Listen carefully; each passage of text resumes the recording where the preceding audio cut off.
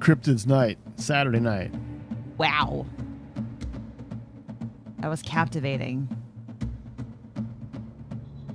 Here's what we're doing. This is Cryptid night. It's scary. I'm sorry. But it's Saturday, and that's how we do. Sorry, not sorry. Every story we're getting into centers around creatures people claim to have seen, but nobody has ever fully proven. Tonight we're diving into the Jersey Devil. Top of the screen there, you got Dogman, Bigfoot. We're looking at the little people of the Pryor Mountains over on the border of Montana and Wyoming. And, of course, Mothman out of Point Pleasant, West Virginia. Did you already say Mogollon Monster? That's Bigfoot and the Mogollon Monster, Arizona's version of Bigfoot. I got you. Yeah. Yeah. Did you mention it's Saturday night? Saturday night, we're going to talk about the Jersey Devil. Is the feeling right? The Jersey Devil is out of the Pine Barrens of New Jersey. It's been around forever. The story has been. And tonight, we're going to tell you a little bit about it. Do we want to encourage people to leave us some comments? Tell us where they're joining us from. Anybody from New Jersey, let us know your experience with the Jersey Devil. What have you seen out there when you're camping with your buddies, with your family? Did you see Mother Leeds? Thanks. Who's that? Hey, you get out of here! Don't you come back. Come back! Jack! I'll never let go. Back. Well, it's Saturday night. We're going to have fun, regardless of who's joining us. Because I'm Neon Moonbutt. This is the State Files and Cooper, and we're going to hear about the Jersey Devil. The Jersey Devil is not just a creature sighting. It's one of the oldest monster legends in America. A story tied to a place, a family, a curse, and a stretch of wilderness that still feels like it was made for stories like this. The Pine Barrens of New Jersey. Miles and miles of thick forest, sandy roads, swamps, abandoned settlements, and old trails. Even today, parts of it feel isolated. But if you go back a few hundred years, it would have felt even more cut off from the rest of the world. A place where people lived close to the land, where storms, disease, hunger, and fear were part of daily life. And out of that world came the legend of the Leeds family. Depending on the version, the story centers around a woman often called Mother Leeds. She was said to have already had 12 children, and when she found out she was pregnant with the 13th, she cursed the child. Some versions say she cried out that the child would be the devil. Other versions say the curse came from frustration, exhaustion, or desperation. Either way, the story says the baby was born like any normal child. At first. But then something changed. The infant began to twist, to transform. Its body became something unnatural. Hooves, claws, wings, a tail, a long, strange head. And then the creature let out a scream, escaped the house, and flew up the chimney into the dark woods. That is the birth of the Jersey Devil legend. The cursed child, a monster in the Pine Barrens, a creature that shouldn't exist, but somehow keeps showing up in the stories. And right away, that makes this case different from some other cryptids. Because Bigfoot stories often begin with tracks, sightings, or wilderness encounters. Mothman begins with witnesses seeing something strange near Point Pleasant. Dogman stories often start with a terrifying roadside encounter. But the Jersey Devil begins as folklore. It begins as a curse, a warning, a story told around families and communities. Some legends stay in the past. They become old stories people repeat. But nobody really claims to see them anymore. The Jersey Devil didn't do that. It stayed locked in folklore. Over time, people began claiming they had actually seen something.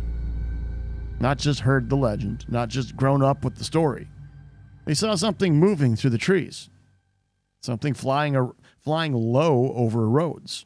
Something making sounds that didn't belong to any animal they knew.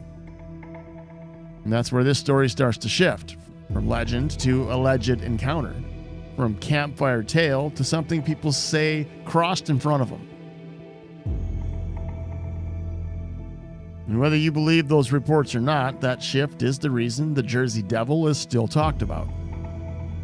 Because if this was only a strange birth legend from the 1700s, it probably would have faded into local history, but it didn't. The story kept breathing, and the Pine Barrens kept giving it a place to hide. So this is what makes the Jersey Devil interesting right away, because we're not starting with a normal animal sighting. We're starting with folklore, a curse story, a monster story. But then, later, people start describing encounters, as if something physical is actually out there. For the people just joining us, Cooper is telling us about the Jersey Devil originating out of the Pine Barrens area of, you guessed it, New Jersey. Let me know if you've ever had an experience. I'm moderating the comments, so we'd love to talk to you a little bit more about that. So, Cooper, if we went to the Pine Barrens right now, what's your game plan? My game plan would be to not go to the Pine Barrens. Wait, it doesn't sound like a vacation spot for you? Not so much? With that thing sitting in the trees? No. There was one photo that looked kind of intriguing. He looked almost kind of cute. Not gonna lie. Looked more like a unicorn just chilling out on Saturday night. Is it time for the Jimmy Buffett song? Another Saturday night, and I ain't got nobody. Oh yeah, that song. I forgot about that one. Yeah. I got some money because I just got paid. I might have to sell royalties, pay some royalties. Was that enough?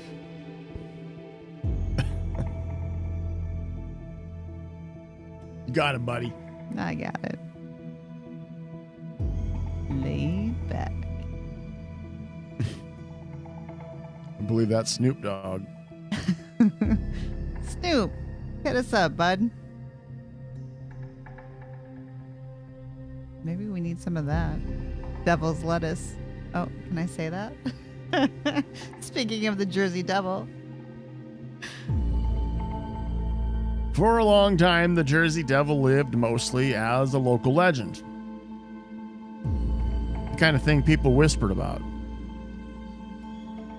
The kind of story that belonged to the woods, but then reports started coming in and the descriptions were strange.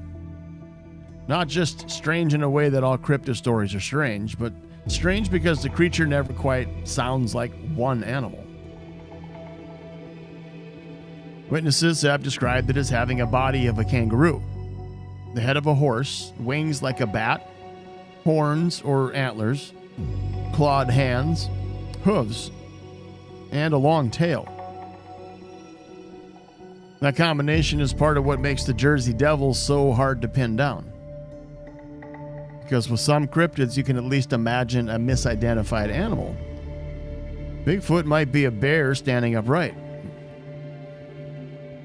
Mothman might be a large bird seen under bad lighting. Dogman might be a wolf, coyote, or a large dog distorted by fear. But the Jersey Devil description feels like a creature built out of different nightmares. A little mammal, a little bird, a little demon, a little something else. And yet the details repeat often enough that the image became fixed. A thin, winged creature, fast, unnatural. capable of moving through the forest, across roads, and into the sky. One of the most famous periods in the New Jersey Devil story happened in January of 1909. During that wave, newspapers reported sightings across New Jersey and even into nearby areas. People claimed they saw strange tracks in the snow, footprints appearing on rooftops, across fields, through towns, in places where an ordinary animal should not have been able to travel. Reports describing something leaping over fences, flying over homes, moving from town to town with impossible speed. Some schools reportedly closed, workers stayed home, people armed themselves. Police were called. And for a short time, the Jersey Devil was not just a local legend anymore. It was a regional panic. When fear spreads through a community, stories can multiply quickly. One person reports something strange, another person hears about it, and they see a shadow in the trees, or hear a sound at night, or find tracks in the snow, and suddenly everything unexplained becomes part of the same story. It doesn't mean every witness was lying. It doesn't even mean every witness was wrong. But it does mean that once the legend enters the atmosphere, people start interpreting the world through that legend. And the Jersey Devil is a perfect example of that.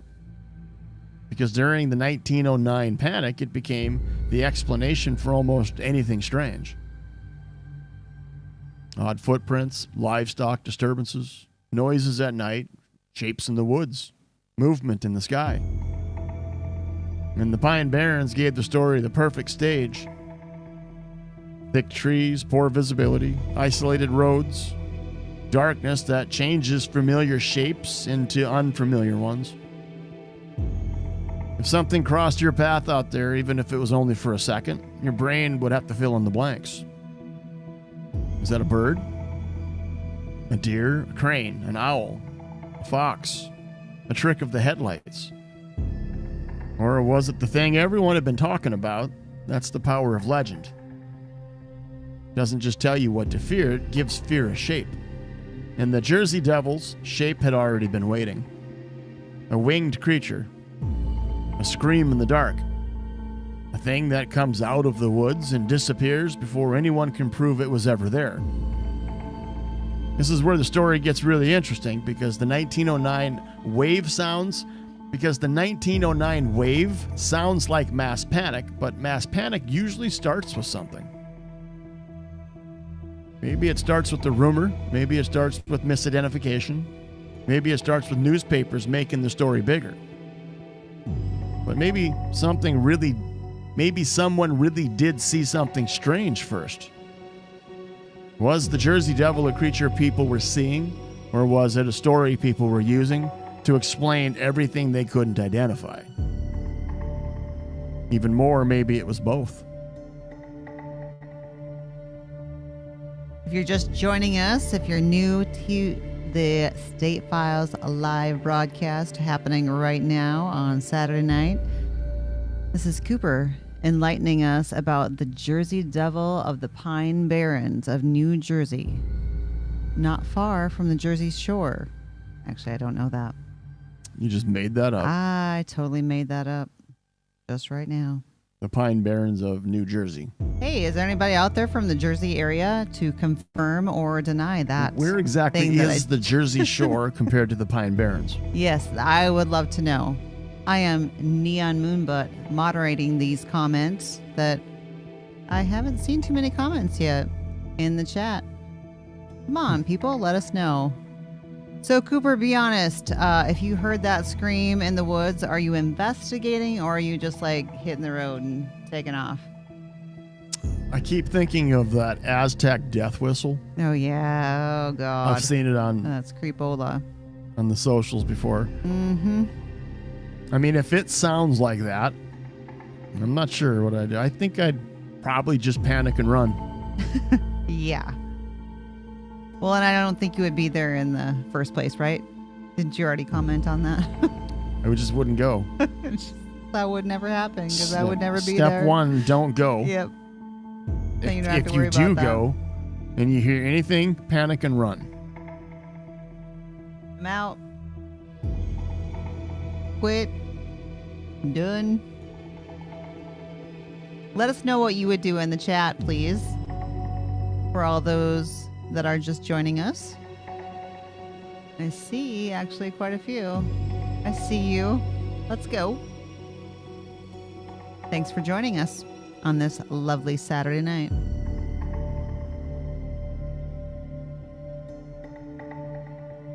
Eventually, the panic faded. The sightings slowed. People went back to work. Schools reopened. Life moved on. But the Jersey Devil never really went away. It settled back into the Pine Barrens, back into local culture, back into the strange space between folklore and witness testimony. And that's where it still lives, because every few years someone claims they saw something. A winged shape moving above the tree line, a creature crossing a road. A scream coming from the woods, a shadow that felt too large, too fast, too wrong. Skeptics have plenty of explanations. Some of them are reasonable. Large birds can look strange in low light. Cranes, herons, and owls can create weird silhouettes. A deer seen at the wrong angle can look almost impossible for a second. Fox or a coyote can make sounds that people may have not heard anything like. Once fear is already in the room, the mind starts connecting dots. That's not an insult to witnesses. It's just how perception works. Especially at night, especially in the woods, especially when something happens fast. That it doesn't fully explain why this legend has lasted so long. Because the Jersey Devil is not just one sighting. It's not just one newspaper story. It's not just one old family legend. It's all of those things stacked together. The curse of Mother Leeds, the Pine Barrens, the 1909 panic, the strange tracks, the winged creature reports, the screams, the road crossings. The generations of people who grew up knowing that something was supposed to be out there. And maybe that's the real strength of the Jersey Devil story. It doesn't need to be proven in order to survive. It survives because the setting feels right. Because the creature fits the landscape.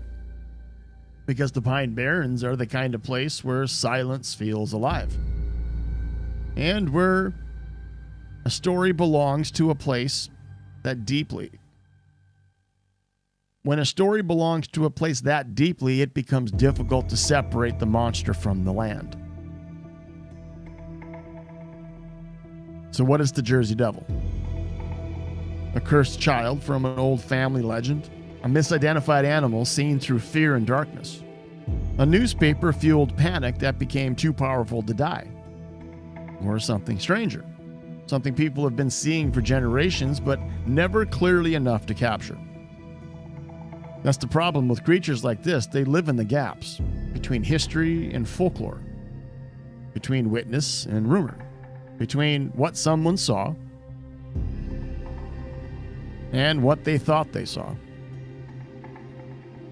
And sometimes that gap is all a legend needs, because in a place like the Pine Barrens, you don't always see what's out there. Sometimes you hear it. A scream in the trees, a movement above the road, a shadow where no shadow should be. And for 1 second, you understand why that story never died. Mm-hmm. So do you think it just started as pure folklore, or did people really see something in the woods over the years, over the centuries? I mean, it could be both. I mean, I'm not going to say they didn't see anything. I couldn't possibly know that. But I do know how folklore works. And I think that beyond a doubt, stories help build narratives like this. So what actually started it, I don't think we'll ever really know. And they just kept keeping it alive. But kept building. Is there truth to the Mother Leeds? And I think so. I think that was an actual documented family. That's weird. Like, that's jacked up. that had 12 children, 13. Number 13. Number 13 ended up flying out the chimney and living in the woods. The baby literally turned into some crazy ass. Oh. Yeah, but not like overnight. It grew up. Oh. After time, it started twisting in its growth. It grew hooves and wings and tail Dude.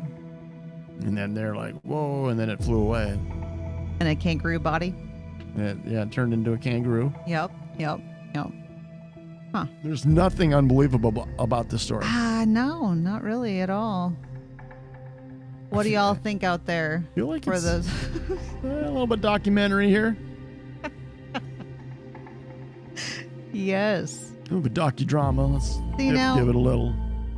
This guy, he looks a little bit more ominous, but there were some beautiful ones in there where it looked kind of magical, flying through the air. More like an angry unicorn. Yeah. Yep. Yeah. I don't know. It's a cool story. I give him that. I mean, every forest and every region needs a story. This is a cool one. I'd be proud of it. You'd be proud if you told it, if you were the originator? No, it's just part of the culture that people that live around there. This is their... Oh, I see. Their place. Heritage. I guess. We've all got our thing. We do. We've got our own thing. We do. And but we're not getting there yet. We're not going there yet. Not quite. We're just getting warmed up on this Saturday night. I don't think I've said it right once, and there's nothing wrong with me, my mental state. Hey, welcome on in, everyone. This is the State Files Live. We are broadcasting.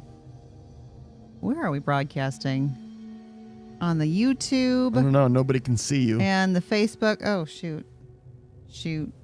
Ah, shucks. There I am. You need to put a screen in front of you. You're just standing. She sits over in the corner looking at a blank wall. I'm like, we can get you something. No. I turned up my lights. I and use now vibes. That is. It's my vibes, man. My name is Neon Moonbutt. I mean, what more is there to say? I don't really have to say that much. Hey, let us know where you're coming to us from. Where are y'all at tonight? The State Files is broadcasting from Arizona, US of A. Where are you at? Tell us in the comments. I am Neon Moonbutt, and I am moderating the chat. Good to see you. Thank you for that comment, Snazzy Sazzy 7. Creepy, they say. What else we got? What are we talking about tonight? I guess I didn't really say that. We're talking about cryptid stories. We're not talking about them. We are telling you about them. Yeah, we're bringing them to your attention if you don't know, or we're giving a little background, maybe where they came from. Next up is Bigfoot versus Dogman. It's not a cage match or anything. It's just these two.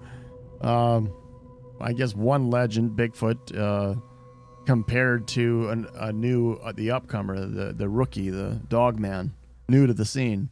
We're comparing and contrasting these two cryptid creatures. Yep. Are cryptids, is it fair to call cryptids creatures? Is it synonymous with each other? You can call them whatever you want. Creatures. They're unproven creatures. All right. Beings. That's debatable. All right. There's several different theories. We won't get into all that. All right. Are they real? Are they supernatural? Is Dogman a werewolf? Ooh. A different version, a modern way of telling werewolf stories. I like it. Let's hear more.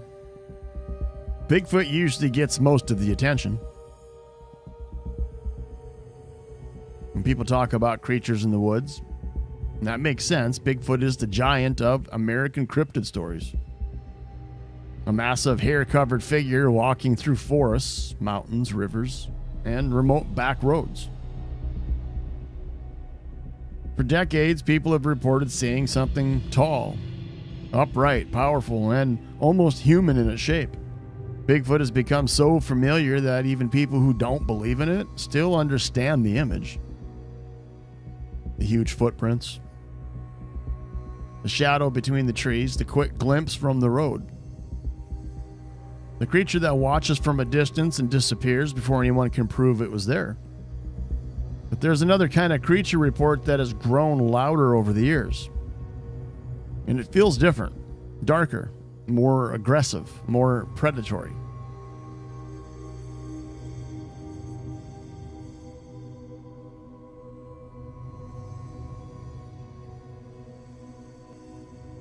It messes with technology. That's Dogman's fault. That was a nice setup.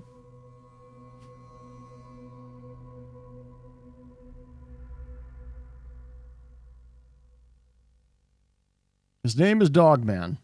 The basic description changes from story to story, but the core image is usually the same. A tall, upright, canine-like creature. Sometimes described like a wolf standing on two legs, sometimes like a massive dog with human-like posture, sometimes with the long snout. Pointed ears, powerful legs, clawed hands, and eyes that reflect light in a way witnesses never forget. And right away, you can feel the difference between these two legends. Bigfoot feels ancient, quiet, forest-bound, almost like something trying to avoid us. Dogman feels closer to a nightmare, something watching from the tree line, not with curiosity, but with intent. That's the contrast that makes this story interesting, because on paper, both creatures occupy similar spaces. They're both usually reported in rural or wooded areas. They're both seen near roads, campsites, farms, and isolated homes. They're both described as large, fast, and difficult to photograph, and most stories rely heavily on witness testimony. But the feeling of the reports is different. Bigfoot encounters often sound like surprise. Someone sees a figure across a trail. Someone hears knocking in the woods. Someone finds tracks. Someone feels watched from a distance. There's fear, yes, but often the creature seems to retreat. Dogman stories often feel more confrontational. Witnesses describe something standing in the road and refusing to move. Something chasing a car. Something pacing along the edge of a property. Something staring through the dark with a level of focus that feels personal. So why do these two legends feel so different? Is it because people are encountering two different kinds of creatures? Or is it because the human mind reacts differently to different shapes? A giant human-like figure in the woods is frightening. But a giant wolf-like figure standing upright, well, that hits something older. Wolves and dogs are already deeply wired into human imagination. Guardians, hunters, companions, predators. Creatures that live close to us, but also remind us of what waits outside the firelight. So when someone says they saw Bigfoot, the story often lands as mystery. But when someone says they saw Dogman, the story lands as threat.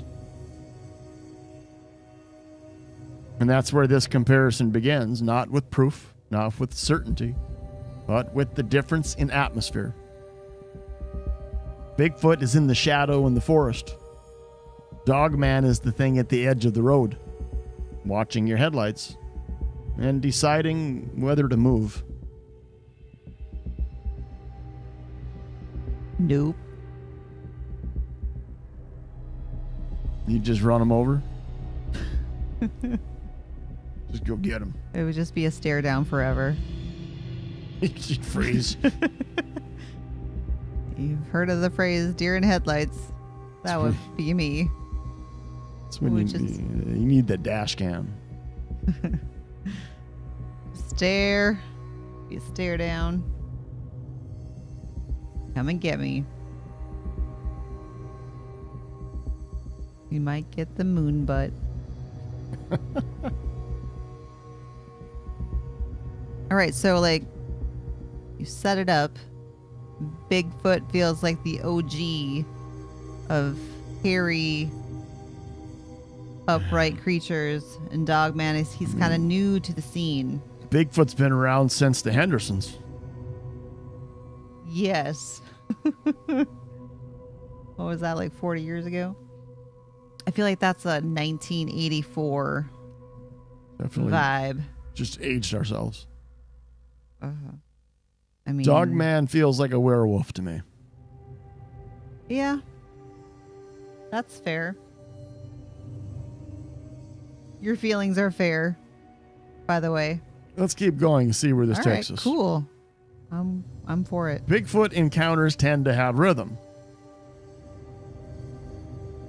Person is out in the woods, maybe camping, maybe hunting, maybe driving a logging road or hiking a trail. They hear something.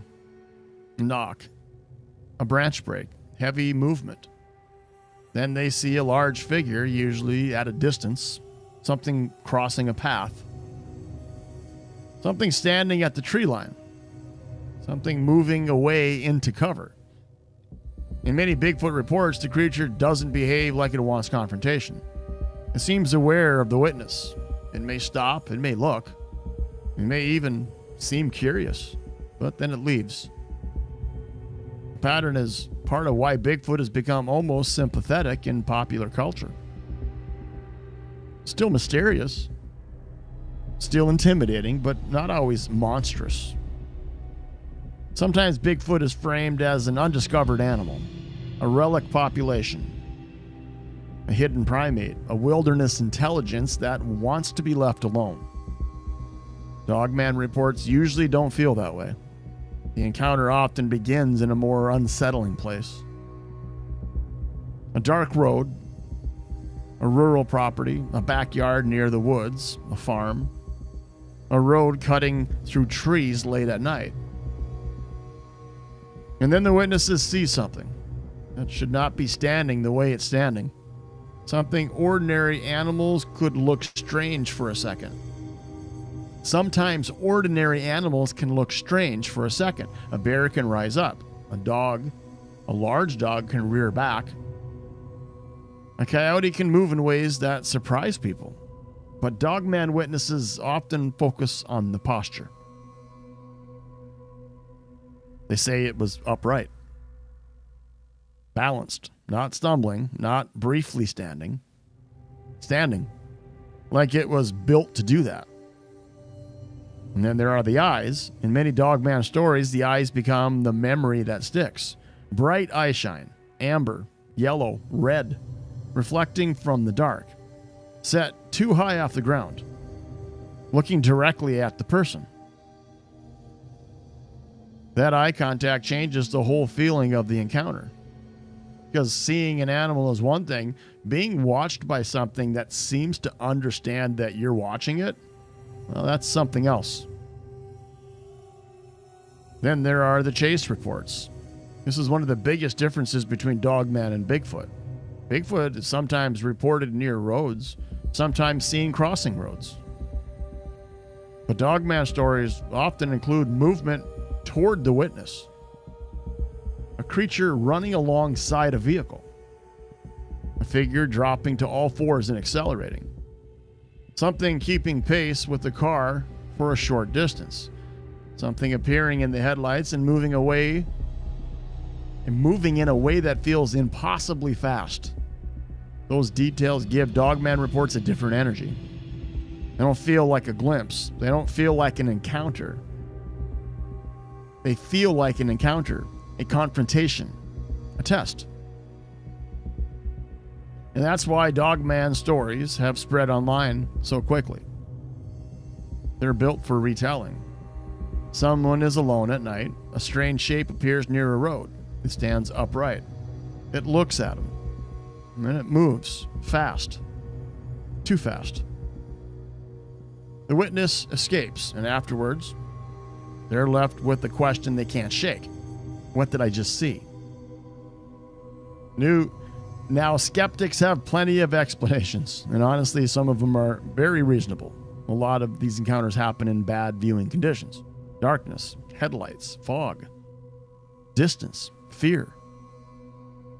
A large dog, coyote, wolf, bear, or even a person in the wrong place can become something else when the brain only gets a few seconds to process it.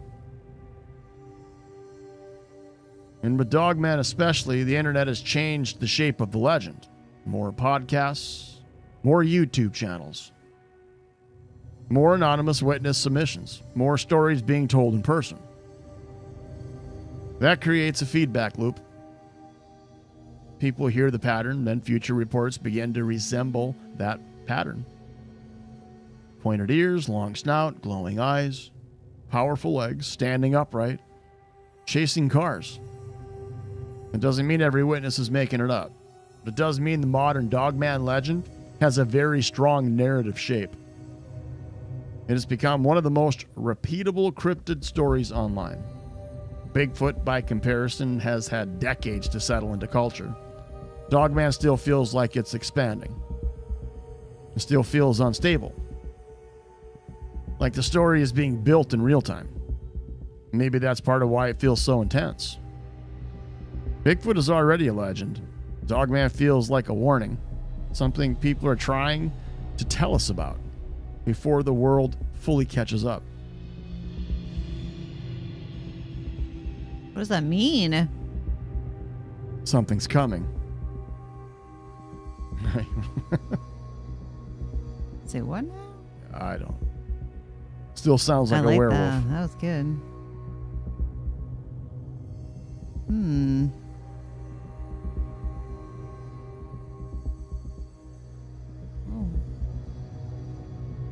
So, it does.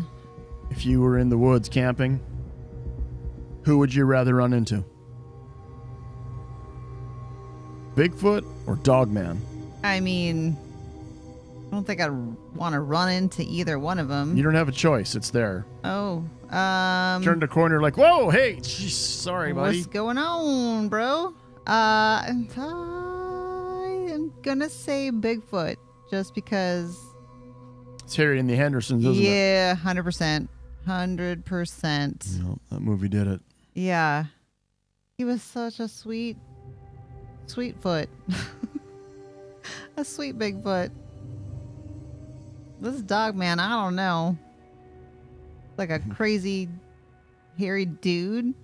Yeah, it gives the werewolf vibes. You know? Like the violent, more like attacking kind of. Well, that was kind of funny. Chasing cars.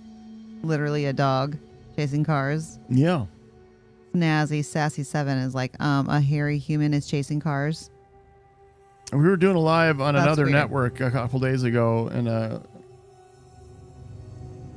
visitor or a user or a commenter or a, what do you call them? Commenter, a member of the audience. audience member, participant. Alerted us to a case in Oklahoma recently.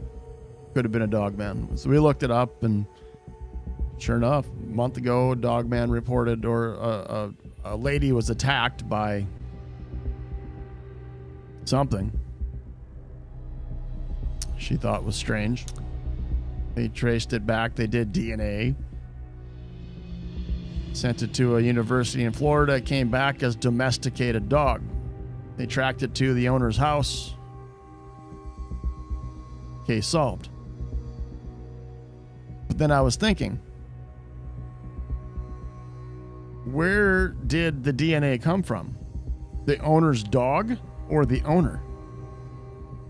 Because if the owner tested positive for domesticated dog DNA, now we have a story. So did they go that far and I don't get know. DNA from the dog and the man? It was locally reported. You could look it up. I'm sure if somebody wanted to dig in deeper, you'd probably uncover a lot there. Well, let's go further with this. So We'll look it up. the woman didn't know what bit her Apparently not. or what attacked her. I mean, or maybe- did it actually bite her? Yeah. Didn't know the difference between a man and a dog. That's what I found strange about it. That's But, bizarro. yeah. Welcome in. This is the State Files Live. It is Saturday night. This is Cooper. I am Neon Moon Butt. And we are having a great old time telling you stories about cryptids. We have talked about the Jersey Devil, which was a creepola story. And, we're still talking about Dogman and Bigfoot. And it's been quite a ride. Because you know what? It's Saturday night and anything goes. So tell us where you're joining us from. Where in the world are you joining us from? State Files is broadcasting from Arizona. Let's hear more about Dogman and Bigfoot. So why compare Dogman and Bigfoot at all?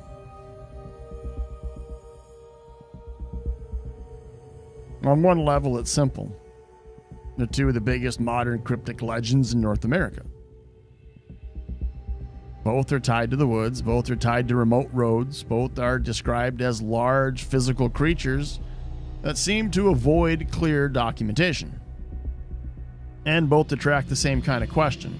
What's really out there? But the comparison gets more interesting when people start asking whether these creatures could share the same spaces. If Bigfoot reports are real and Dogman reports are real, then are they aware of each other? Do they avoid each other? Compete? Occupy different territories? Or are these stories not about biology at all? Maybe they're about how we experience the unknown. Bigfoot often represents the hidden wilderness. The idea that something ancient could still exist beyond the reach of roads and cameras.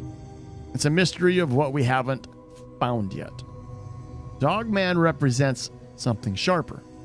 The idea that the wilderness is not just hiding something unknown, but something dangerous, something that looks back, something that might decide to follow. That may be why Dogman unsettles people in a way Bigfoot sometimes doesn't. Bigfoot can be imagined as a lost species. Dogman is harder to domesticate in the imagination. Doesn't fit cleanly into science. Doesn't fit cleanly into folklore. It sits somewhere between werewolf, cryptid, predator, and nightmare. And that makes it harder to soften. With Bigfoot, people ask, could a large primate remain hidden? With Dogman, people ask, why would something like that exist at all? It's a very different question, and the theories go in every direction. Some people think Dogman is just misidentified wildlife. Bears, wolves, coyotes, large dogs, or a combination of bad lighting and fear. Some think it's modern folklore shaped by the internet. A digital age monster created through repetition, podcasts, and anonymous stories. Some believe it's real. It's a real flesh and blood animal, a hidden canine species, a mutation, a surviving prehistoric predator. Others go stranger. They connect Dogman reports to portals, hidden places, supernatural folklore, or things that don't behave like normal animals because they aren't normal animals. And Bigfoot has gone through the same evolution. For some people, Bigfoot is an undiscovered primate. For others, it's something more intelligent. Maybe even something that appears and disappears in ways that challenge the idea of a normal animal. That's where the comparison becomes bigger than the monster versus monster. Because once you start comparing Dogman and Bigfoot, you're really asking, what kind of world these stories belong to. A world with undiscovered animals? A world with old folklore still walking around? A world where fear and misidentification create monsters? Or a world where the wilderness is stranger than our categories allow? And maybe the answer challenges, maybe the answer changes depending on the story. Maybe some Bigfoot reports are bears. Maybe some Dogman reports are coyote, dogs, or hoaxes. Maybe some are pure fear. But maybe a few reports, the ones that stay with people for years, the ones they tell quietly, the ones that sound less like performance and more like confession, maybe those are the ones that keep the question open. Because the most interesting part of Dogman versus Bigfoot is not deciding which one would win a fight. That's fun. That's internet debate. But the deeper question is, why do these two legends keep showing up in the same emotional territory? The edge of the woods, the dark road, the campsites, the backyard near the tree line, the place where human control ends. Bigfoot stands at the edge like a mystery. Dogman stands there like a threat. And maybe that's why both stories survive, because every culture has stories about what waits beyond the firelight. Some of those stories become giants. Some become wolves. Some become shadows. And sometimes, when someone is driving alone at night, something tall appears in the headlights. The difference between legend and reality comes down to one impossible second. Was that a bear? Was it a man? Was it a trick of light? Or was it something else? Something the old stories would have recognized immediately.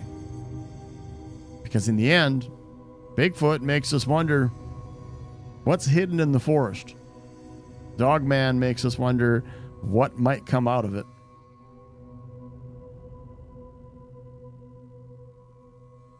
Wow. Can we go back to that last slide? Is that a possibility? So, This dude. does this look like Bigfoot is watching like a show of Dogman? Which way is Bigfoot facing? It looks like he's facing the two humping. I didn't notice In the that. bushes? Yes. Yeah. Is that is there a dog man humping in the bushes and Bigfoot's watching? And Bigfoot doesn't think they can see him? The one's like, bro, we can see you. You're not behind the tree. No, like not even close. They just froze. Like, wait, can he see us? Stop. Don't move.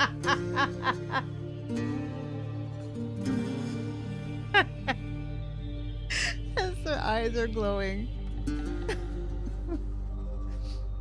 Oh, man. That's good stuff. Good stuff right there. Welcome on in to the State Files Live, y'all. It's Saturday night. Do you have any comments about what we have just heard from Cooper, who so eloquently told us the story of Bigfoot versus Dogman? No, it was not a fight. We were just comparing and contrasting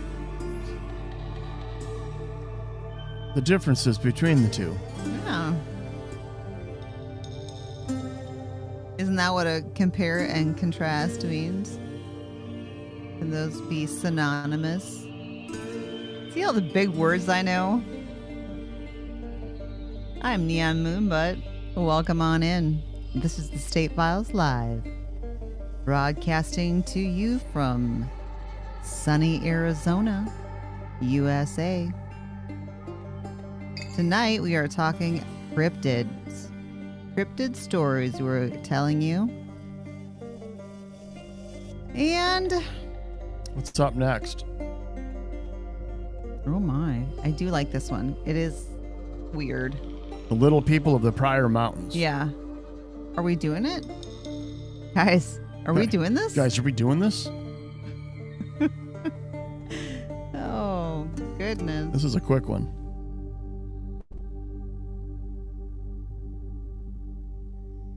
Might have to adjust.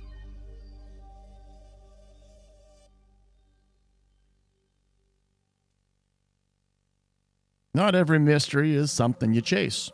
Some are something you're told to respect. In the Pryor Mountains, along the border of Montana and Wyoming, there's a long-standing belief in something known as the little people. Small beings, human-like, but not human. And this isn't just a story passed around casually. For generations, Native American tribes in the region have spoken about them. Not as myth, but as something real. Something that shares the land. Descriptions are consistent. Small figures, few feet tall, living in the mountains in places people rarely go.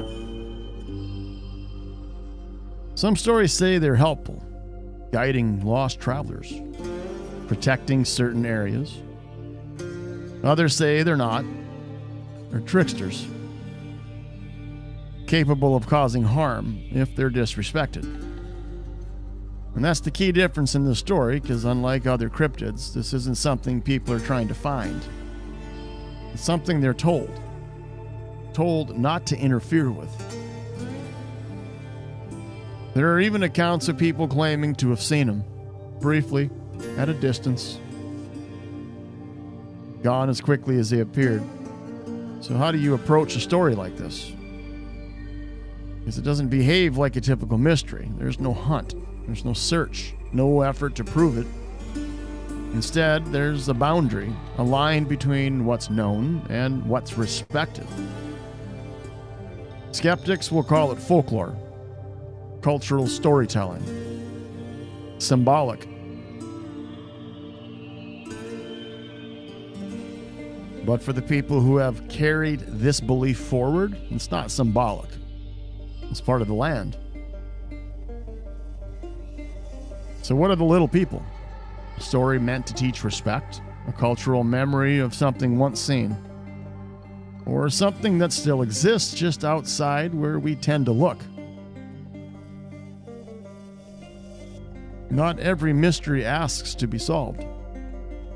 Some just ask to be left alone.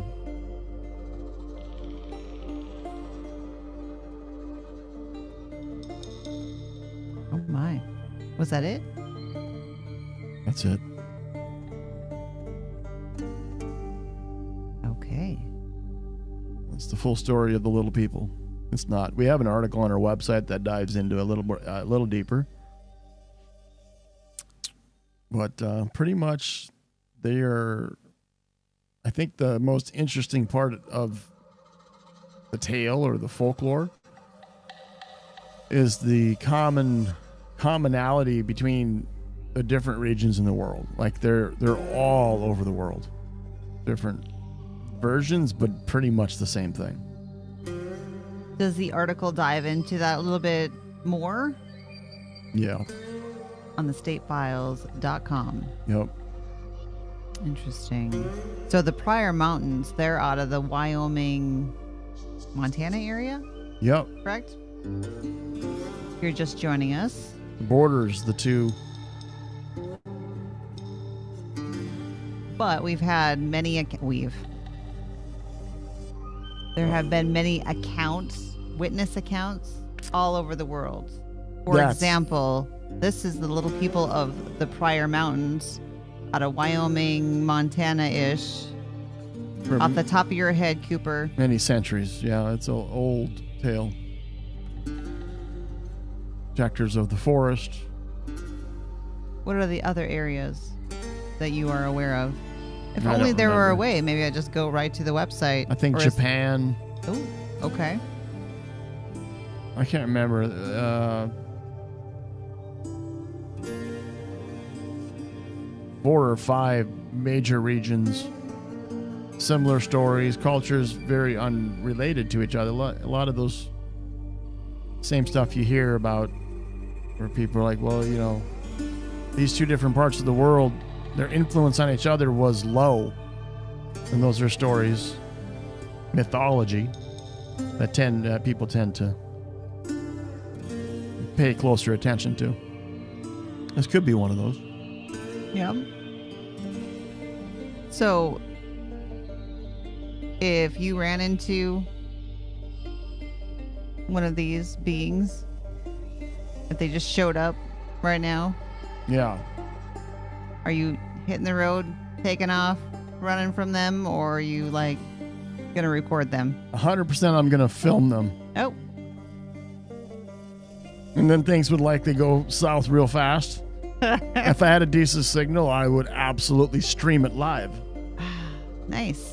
I didn't really get the impression that they're like violent, just kind of hanging out sort of thing. They can be. They can be territorial if you're disrespectful. They're Nice. known to be very strong, although small, very strong, excellent hunters. No. They're not necessarily hunting people. Or No, are they? They're deer. I think I have to read the article. Excellent at tool making. Lots of stories about gifts being left, communication, Oh. non-verbal, but communication in the form of mounds, like they would leave gifts between a local or a traveler. The traveler would leave a gift, come back the next day, there'd be a replacement. They would take it and leave their own gift type thing. Very interesting. They are intriguing.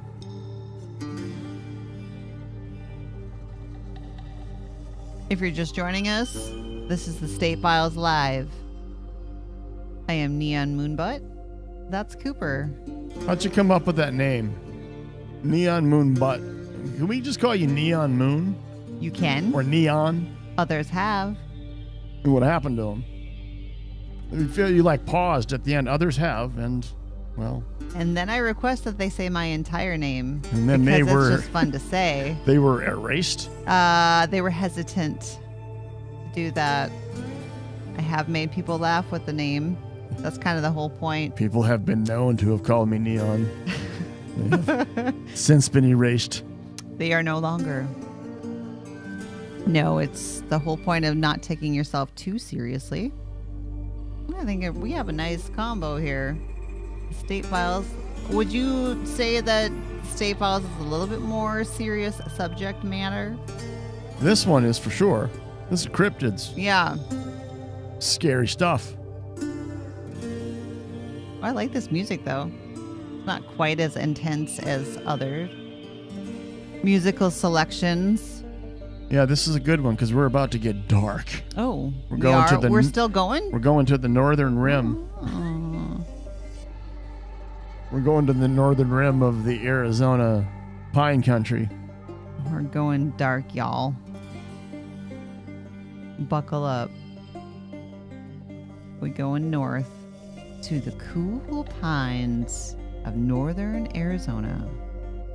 Is that Prescott? Oh, I keep saying Prescott, but I think it's Payson, right? Yeah. Payson. Oh, is that where we're going? Yeah. Welcome in. Did I already say welcome in? Did I already say it's Saturday night? This is the State Files Live.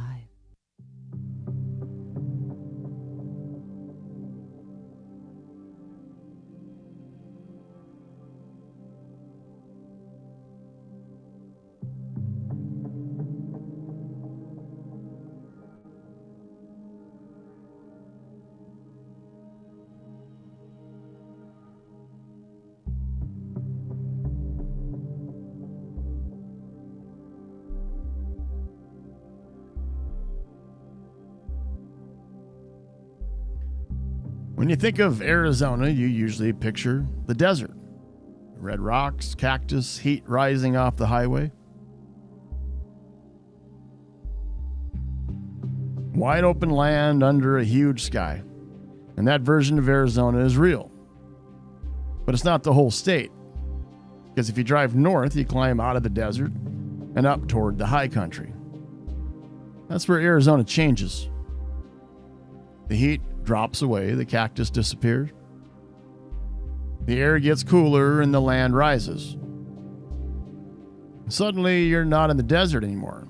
You're in the pines, thick forest, deep canyons, long ridge lines, remote campgrounds, old logging roads, and miles of country where a person can feel very small very quickly. And that's where the story of the Mogollon Monster lives, along the Mogollon Rim. A massive geological escarpment that cuts across central Arizona. Stretches for hundreds of miles. And in some places, it rises thousands of feet above the land below. If you've ever stood at the edge of the rim, you know it has a certain feeling to it.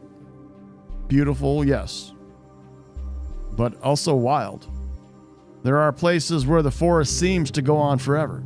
Places where the trees are dense enough that visibility disappears after a few yards. Places where sound can echo strangely and movement can be hard to track.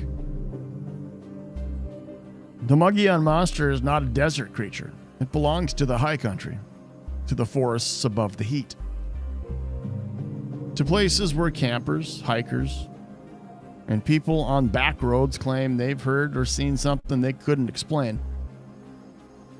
The basic description is familiar.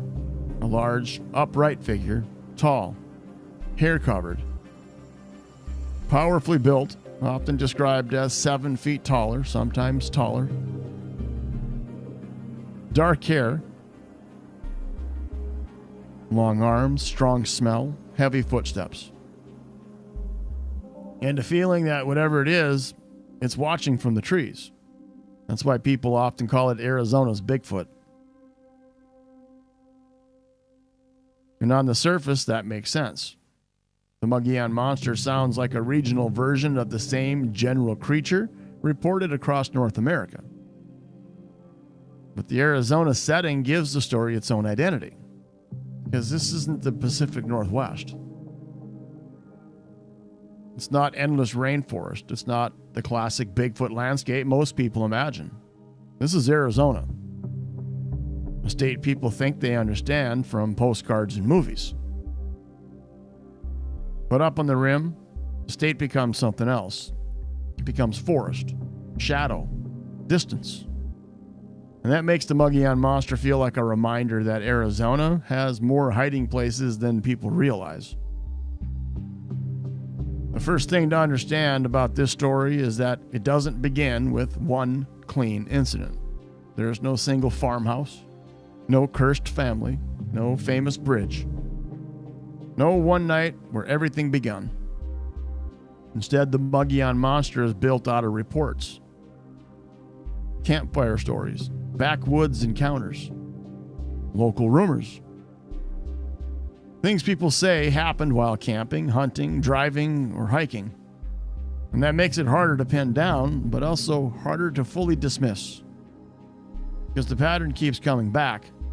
People alone or in small groups, remote forest, strange sounds, a powerful smell, movement in the trees, a large figure.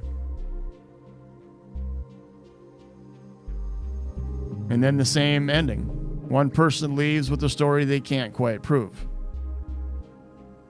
That's the world of the Mogollon Monster, not one clean event, but a long chain of encounters, spread across the high country, where Arizona stops looking like desert and starts feeling like something could be moving behind the pines. If you're just joining us, this is the State Files Live, and Cooper is telling us about the Mogollon Monster that roams the Mogollon Rim in northern Arizona. So, Cooper, what makes the Mogollon Monster stand out compared to other sightings? Oh, what happened to you, Cooper?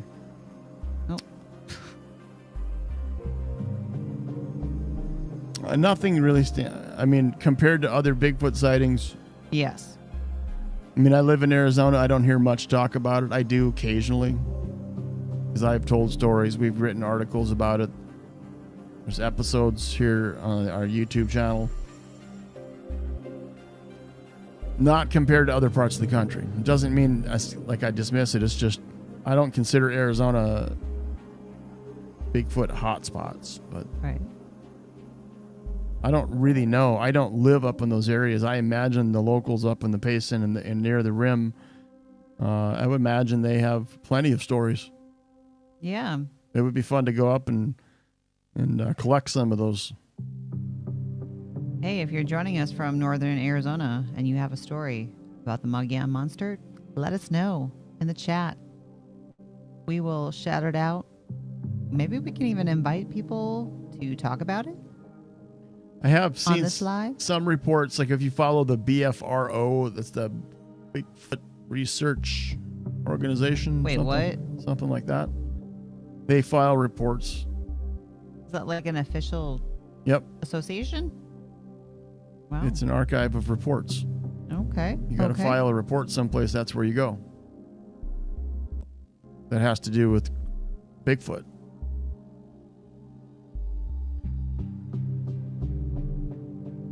Let's hear more.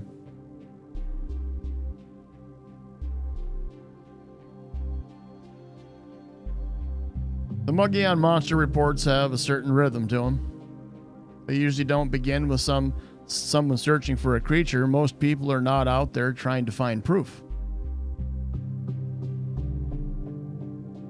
They're camping, hiking, hunting, driving forest roads, spending the weekend away from the city. And then something happens that changes the tone of the night. Maybe it starts with a sound, heavy footsteps outside a camp, branches snapping, something moving with weight. Not the light movement of a deer, not the rustle of a raccoon, something larger, deliberate, close enough to hear, but not close enough to see clearly.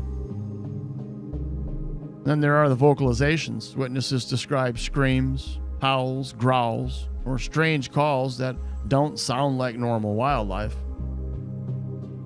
And that's one of the details that always stands out in these kinds of stories. Because the forest is not quiet. People sometimes imagine silence in the woods, but it's not really true. Forests make noise. Insects, birds, wind, small animals, coyotes, owls, elk, branches rubbing against each other, things falling in the dark. But people who spend time outdoors usually know the normal range of those sounds. They may not know every animal by name, but they know the difference between ordinary forest noise and something that makes everyone stop talking. That's the kind of sound the Mogollon Monster is often associated with. A sound that freezes a campsite. A sound that makes people look at each other and realize nobody knows what that was. Then comes the smell, a strong, unpleasant odor, sometimes described as rotten, musky, animal-like, overpowering. That detail shows up in Bigfoot-style reports all over the country, and it shows up here too. The idea is not just that something is seen, it's that the whole environment changes. You smell it, you hear it, you feel watched. And then sometimes someone sees a shape. It's a dark figure standing between the trees. It's too tall, too broad, upright, not moving like a bear, not moving like a person. Something that seems to understand the forest better than you do. One common type of report involves the creature watching from the tree line. Not attacking, not fully revealing itself, just observing. That detail changes the feeling of the story. The Mogollon Monster is not usually described like a movie monster charging into a camp. The fear comes from the sense that something is nearby, and that it knows that you're there. In some stories, it throws rocks. In others, it knocks on trees. Sometimes it circles camp. Sometimes it screams from a distance. Sometimes it disappears before anyone can get a clear look at it. And of course, that creates the central problem. The encounters are intense for the people who experience them, but the evidence is usually thin. No clear photograph, no confirmed body, no DNA sample that settles the matter. No single piece of proof that forces the world to accept the Mogollon Monster as real. Instead, we have stories. Stories are complicated because people misidentify things, people exaggerate, people scare each other. Darkness changes perception. Fear sharpens some details and distorts others. A bear standing on its hind legs can look enormous. An elk moving through the trees can sound heavier than expected. Coyotes can make sounds that seem almost impossible at night. And the mind is very good at building a complete picture from incomplete information. But witnesses often sound less like people trying to sell a monster and more like people trying to explain why they left.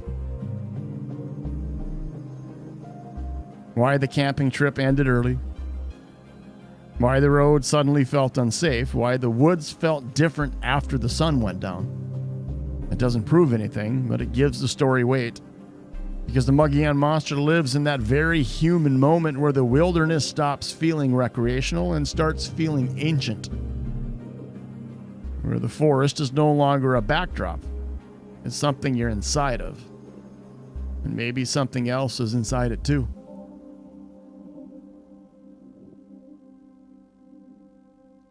If you're new to the live, Cooper's just telling us about the Mogollon Monster that roams the Mogollon Rim in northern Arizona. So if we have footage, do you think people would even believe that that footage is real? Absolutely not. Everything now is AI, so whether it is or not. I don't even know if I'd show it publicly. Friends and family? Friends? Family, really? I don't know. Let's be honest. Honestly, I don't think so. I feel like if you did ever capture something, and as sincere as you could be, your life won't be the same with that person after that. That's just how this stuff goes. Do you feel like there's those people that have been witnesses and they have been upfront about it and they have disclosed that? Do you think they feel that way? Oh, for sure. Because Over they've the been years. stigmatized? Yeah. I mean, we're assuming here. We're setting a baseline. You assume Bigfoot's real. Right. I mean, if Bigfoot's not real, why are we all talking about this? I mean, I understand it's a story. We tell it, but there's way too many sightings, all over the world for there not to be something. So let's assume that that's real. Have people told other people about their experience and had their lives turned upside down? You know that they have. It's unfortunate, but people in the UFO world live with that every day. Yeah. You can scream all you want at the top of the mountains, and even when the day comes when that's proven that that's true, there'll still be backlash. People will make up stories. They'll spin it in some way to make other people feel stupid. Because it threatens people. Yeah. It threatens their ideology, and it's a defense mechanism. So I would be careful if you did hung out. You were part of the Henderson family and you hung out with Harry. Keep it to yourself. Yeah. Write a book. Also, like almost anything though, right? Like there's always going to be a double-edged sword no matter what you say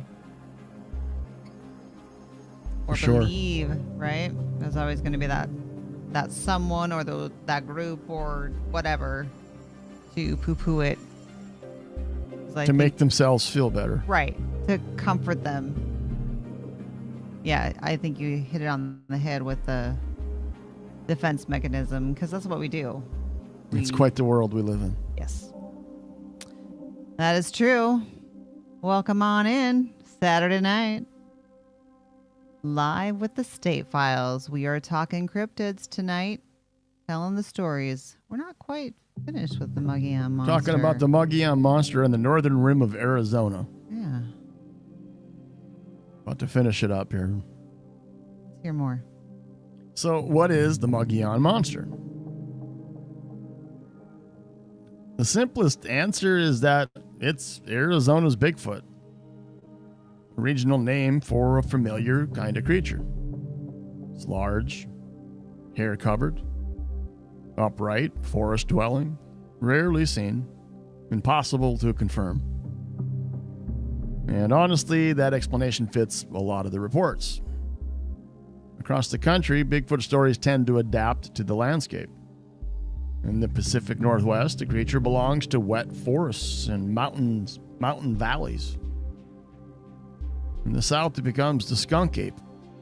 Parts of the Midwest, it shows up near rivers, fields, and wooded areas. And in Arizona, it becomes the Mogollon Monster. Same basic mystery, different terrain, different name, different local identity. That may be all this is, a regional expression of the larger Bigfoot legend. But there is another way to look at it, because Arizona's high country is not just a random setting. The Mogollon Rim is vast, remote, rugged. There are places where people rarely go, places where the terrain breaks up visibility, places where an animal could move through ravines, washes, ridges, and forests without being seen very often. That doesn't mean a giant unknown primate is hiding there, but it does explain why the idea feels possible to people who know the area. If you've ever been deep in Arizona's forests, especially at night, you understand how quickly confidence fades. During the day, you can look around and feel like you know where you are. At night, everything changes. Your flashlight only gives you a small circle. The trees absorb distance, sounds move strangely. A branch snapping 50 feet away can feel like it's right behind you. And something large is moving. And if something large is moving out there, you may never see it clearly.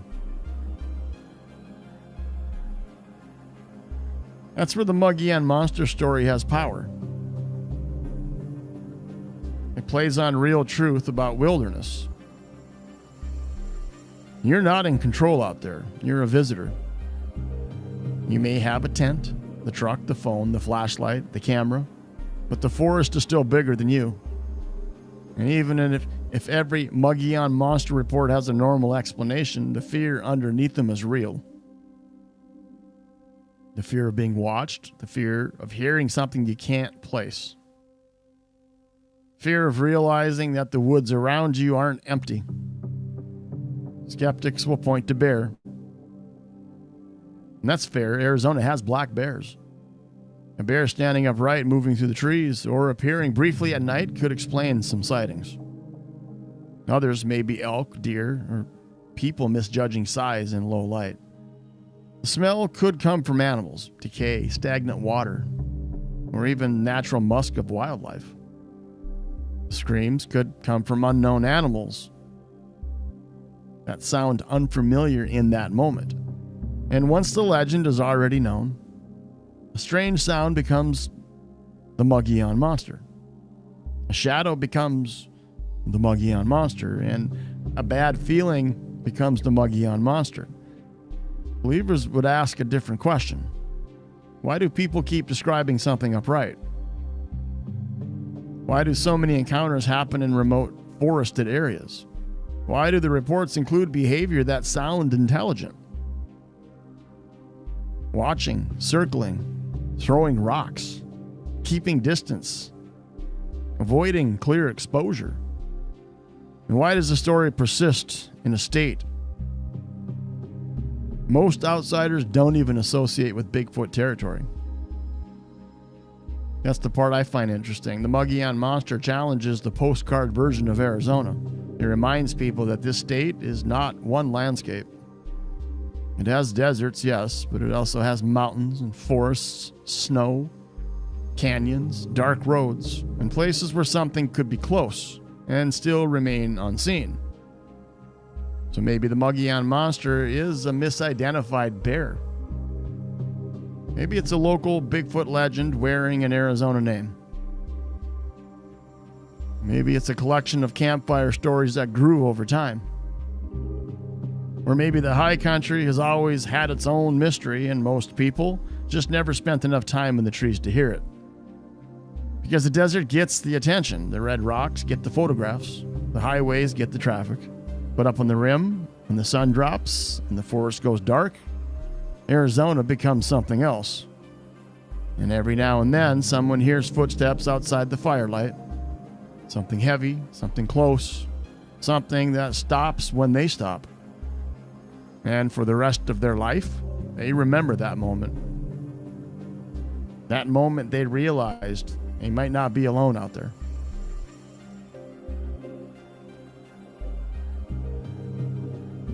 If you're just coming in, Cooper just told us the story of the Mogollon Monster that roams the Mogollon Rim in northern Arizona, USA. You have joined the State Files live here on the channels.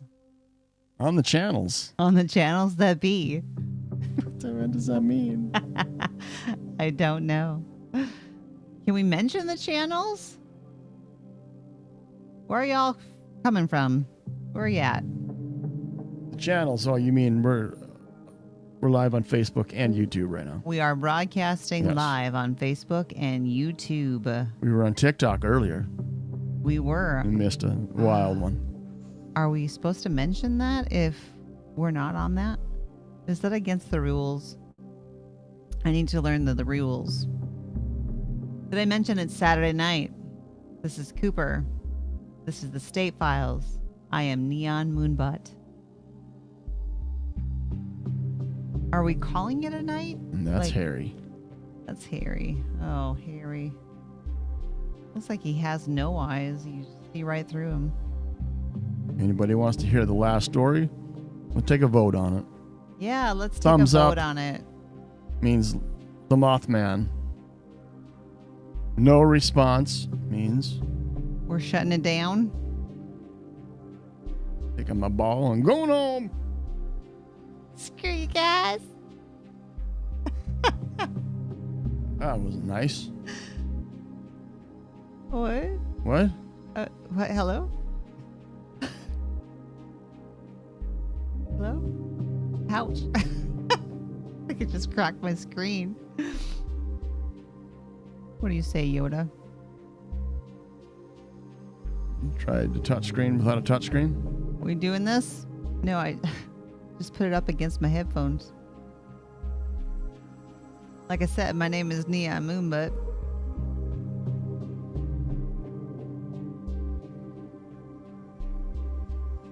How is the comments? How are the comments doing? What do we got? We got... Did I just get muted? Rude. Shut up. YouTube did that.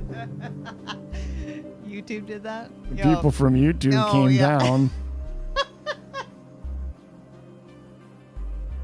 Yup. Oh. All right. He's Jake from State Farm. Yeah, I see you.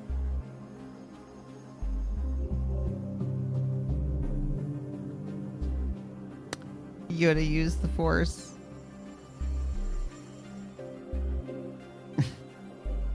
Yikes. All right. I see we have viewers. Come on now, don't be shy. I don't see any viewers. We're keeping it cash here at the State Files. It's all good, baby. Oh.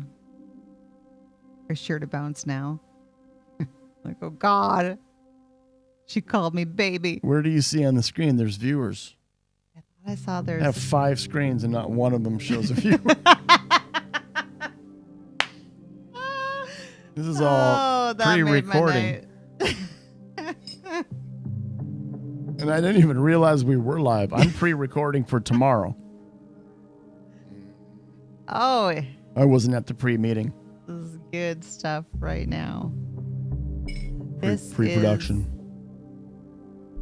is some xiao. Chips. I'm getting hungry. Yeah, now you say it. Brah. I really wanted to tell the Mothman story. Yeah. Well, we could keep our guests in anticipation. Hey, is it possible to show, because we do have videos on the Mothman, don't we? We should just play that intermission wise. Play the what? I think that the State Files has a video on the Mothman.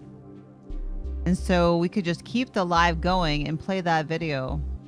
I don't know what you're talking about. The Mothman. The YouTube video of Mothman? Yeah. It's like a half hour long or 20 minutes. We do have a YouTube video. It's a good one. It's freaky. It is. It's a scary. It's not. But we'll show you a little clip. Indrid Cold is in this little video we made here to introduce the live, what do you call it? The Cryptid Live introduction. Yeah.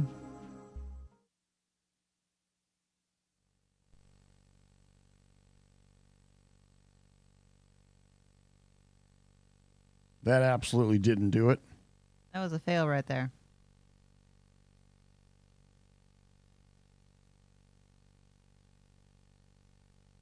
Stay tuned. Yeah, there, I got it. No. False. Fail. Now I got it.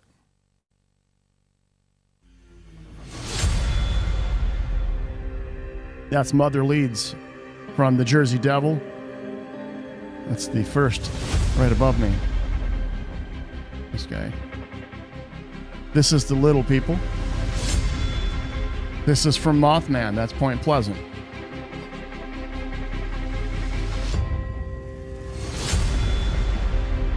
That's the Mogollon Rim. That's the Mogollon Monster.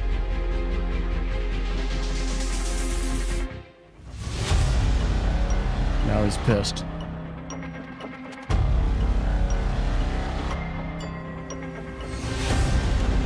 That's Dogman.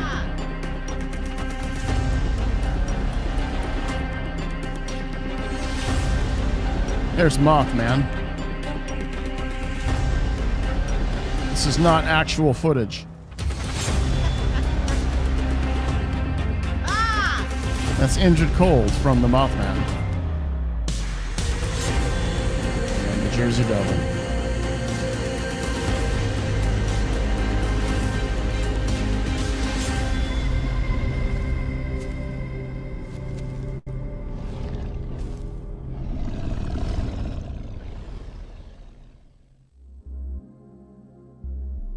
That was the intro. It's compelling.